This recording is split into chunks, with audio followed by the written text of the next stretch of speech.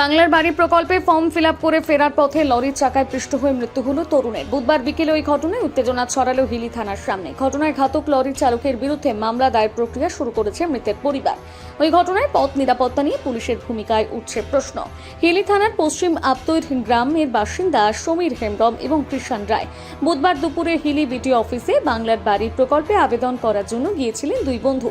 বিকেলে ওই ফর্ম জমা করে ফেরার পথে হিলি থানার মূল গেটের সামনে 512 নম্বর জাতীয় সড়কের ওপর বাংলাদেশগামী চাল বোঝাই লরির সঙ্গে দুর্ঘটনার কবলে পড়ে।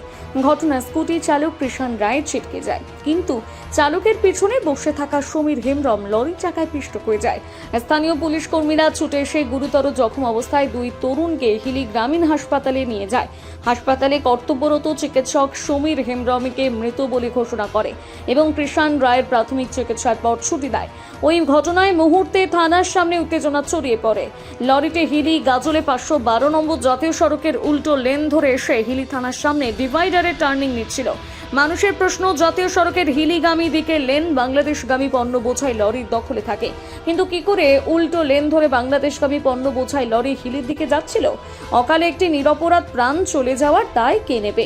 এই প্রসঙ্গে স্থানীয় মৃন্ময় লাহা বলেন, রাস্তার অপর দিক থেকে বাইকটা আসছিল আর এক সাইড থেকে লরিটা আসছিল।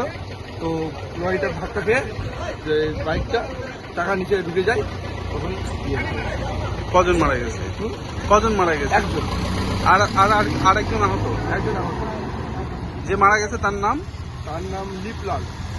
হিলি থেকে বিশেষ প্রতিবেদন, নিউজ টুডে।